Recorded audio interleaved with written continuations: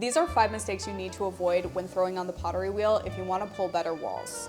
I've taught hundreds of students how to throw on the wheel, and I guarantee if you're struggling pulling walls, you're making one of these mistakes. And the good news is they're not difficult to avoid, you just have to know what to look for. Now we all know that your clay needs to be perfectly centered before you even begin to pull your walls, and if you're struggling with that, I do have a video teaching you how to center. I can teach pretty much anyone how to center on a wheel in one session. So check that out first because you need that in order to pull even walls. But the first and most common mistake I see when people are trying to pull their walls is that they pull their clay off center when they're opening. But then their clay will look like this when they go to start pulling their walls. So even though they started center, now they're off center, and as they pull their walls, they will be wobbly and uneven. So there's 2 ways to avoid this. Number 1 is to pull out slower and more steadily so that you're on center the entire time. The second option is to re-center before you start pulling your walls, which is where you're gonna take your right hand, you're going to lay it over the top like this. So you're making contact on the top and on the inside with your right hand if you're right-handed. If you're left-handed, always swap everything I'm telling you. So first you hold this hand here. Then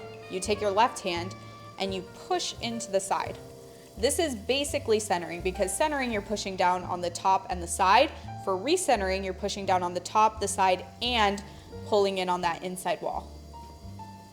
And then you see how we lost the wobble? Now the walls are going to be much more even. Now the second mistake I see, this is also so common, is pulling out instead of up. Now while you can pull even walls like this, it's really hard to get any height. And the number 1 reason this is happening is because you're pushing with your inside fingers like this. So you're pushing out and you're pushing in with the sponge hand, but more pressure is in these inside fingers making the piece go out. Now we obviously want to avoid this, but if you do this on accident and you get a wider piece, you're gonna stop between pulls and just push the clay back in before you pull your next wall, and always compress the top like this.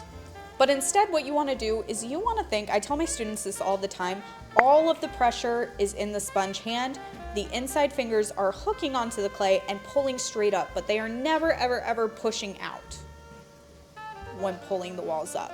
So I'm putting all the pressure in my sponge hand, my inside fingers are supporting, hooking onto that clay, and pulling straight up like this.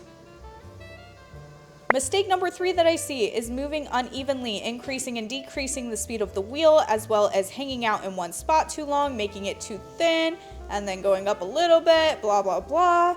It's super wobbly and uneven. Now to fix this, if you're already here, push in with both hands, collar the clay in. This is going to stabilize it. To avoid this, you want the wheel going the same speed the entire time. And you want to pull your hands up in an even motion. Now, if you're feeling that it's thicker here, thinner here, thicker here, you're still going to have the same hand motions, you're just going to loosen the pressure where it's thin.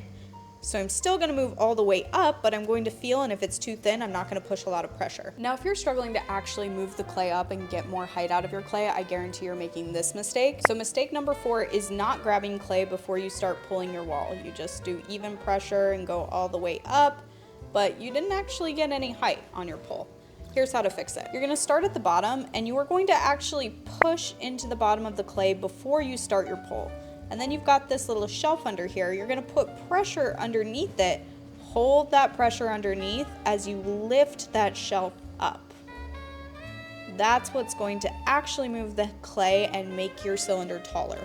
Now, push with your sponge and then lift up.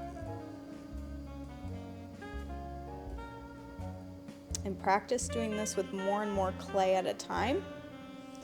But when I'm teaching students, an easy way to help this actually click for them is to take a wood tool, carve out the shelf for them,